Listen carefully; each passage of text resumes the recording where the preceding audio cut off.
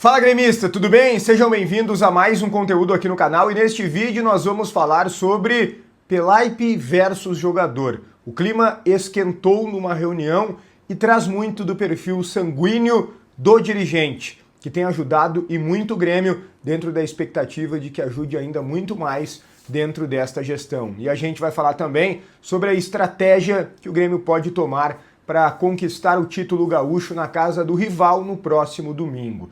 A gente fala sobre tudo isso em nome de Hora do Pastel, Crepe do Alemão e Empório da Família. Antes eu peço que tu deixe o like no vídeo, se inscreva no canal, o like é importante para o conteúdo ser entregue a mais gremistas aqui no YouTube, então me ajuda com o like já na arrancada. Te inscreve e me ajuda a chegar na marca dos 80 mil inscritos, entra aqui no canal, confere se tu é inscrito, se não for se inscreva. Também ativa as notificações para tu sempre ser avisado sobre novas informações do Grêmio e vai opinando muito aqui nos comentários sobre todos os temas. Primeiro ponto, o Grêmio tem uma vantagem, uma larga vantagem.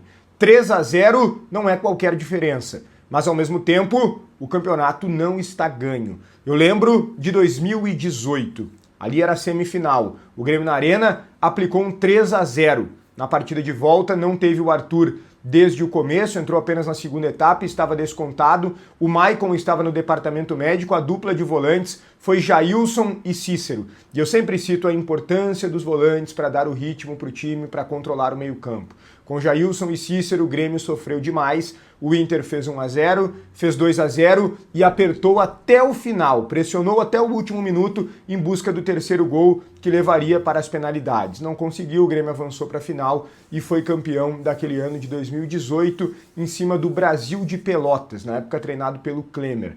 Então, gente, produzir um 3-0 é ótimo, mas se você entrar desligado, você perde. Os dois últimos clássicos passaram um recado muito claro. O Grêmio entrou dormindo na fase classificatória e foi massacrado. O Grêmio entrou mordendo, corda esticada, pegando e conseguiu aplicar um 3-0. Há quem diga, né? Ah, mas só fez isso porque o Bernabé foi expulso. Mas a expulsão do Bernabé foi justa. Se ele não tivesse feito a falta, o Amuso abriria o placar, o Grêmio já teria 1-0. Muito provavelmente, pelo menos, o Amuso acertaria a finalização, né? E aí o Grêmio depois teria mais tempo para ampliar. Enfim, não é culpa do Grêmio, foi demérito do Inter mesmo a expulsão do Bernabé. Então, o ponto é, o Grêmio precisa primeiro entrar focado, com uma postura adequada. Acho que isso o Grêmio já aprendeu. Dá para notar também uma diferença, né?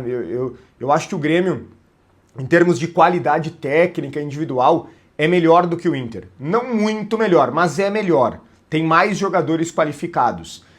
O Inter, para jogar bem, precisa esticar muito a corda. E é impossível tu esticar a corda em todos os jogos. O Inter, inclusive, esticou a corda em muitos jogos e mesmo assim não conseguiu vencer, por isso que eles estão lá na rabeira da tabela do Brasileirão e agora com o título do Gauchão praticamente perdido. O Grêmio não precisa esticar tanto a corda para produzir bem.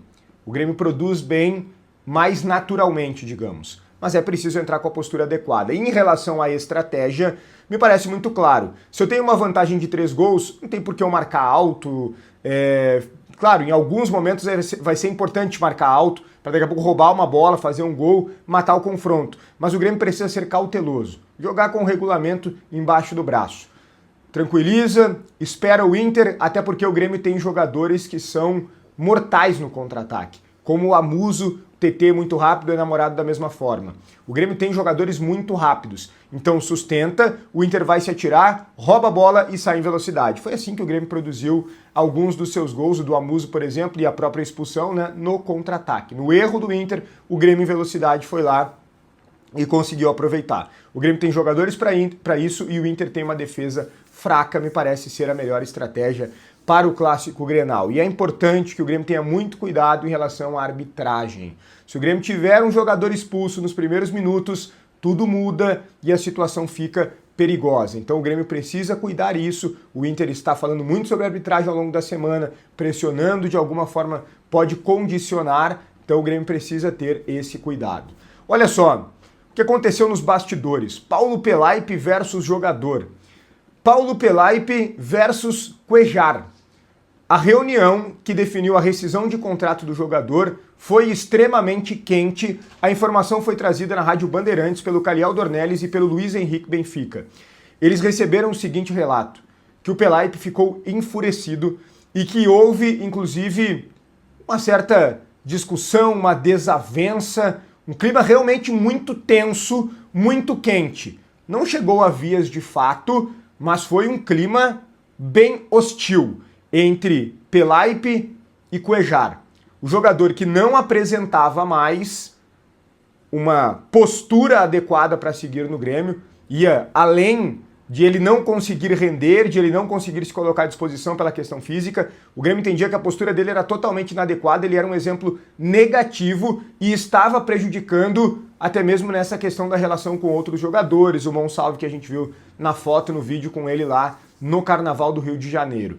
E ele não abriu mão de nada. Ele não abriu mão de nenhum valor, ele vai receber integralmente o que teria para receber até dezembro. A única coisa que o Grêmio conseguiu foi parcelar. O Grêmio, o que pagaria até o final de 2026, vai pagar até a metade de 2027. Ou seja, conseguiu ampliar um pouquinho o parcelamento. Nada demais também. 6 meses a mais ali que o Grêmio distribuiu o valor inteiro. O Grêmio devia um valor também para ele atrasado, então não são só os salários. Uma situação bem complicada. Mas isso mostrou o quanto o Paulo Pelaip é um dirigente sanguíneo.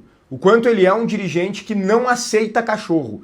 O Grêmio ficou por muito tempo aceitando dos jogadores que vinham aqui, sentavam em cima de um contrato. Ok, é direito deles pela lei Rei Pelé, mas poxa vida, né? O jogador também tem que ter um bom senso. Tem um contrato longo, não está produzindo, não está sendo aproveitado. O Grêmio está aceitando pagar metade do teu salário, aceita uma proposta de outro clube.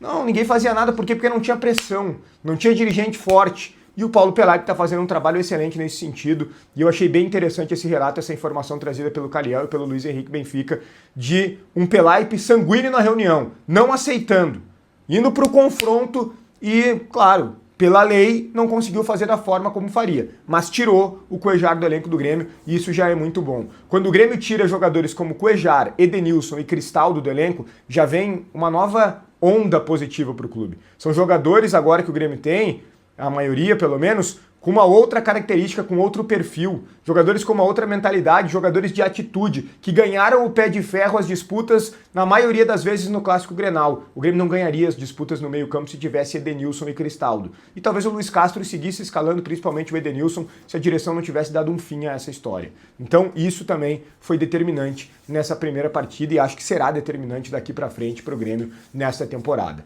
O conteúdo tem a força de Empório da Família, trabalha com linha completa de congelados da marca Vó Eneri e também com a linha de excelência das pizzas da Nono Ludovico. Em Porto Alegre, o endereço está na tela para quem gosta de sabor, qualidade, comer bem, Empório da Família. Endereço na tela, telefone também, Empório da Família. Deixa o like, te inscreve no canal, ativa as notificações, opina muito aqui nos comentários. Um grande abraço e até o próximo conteúdo.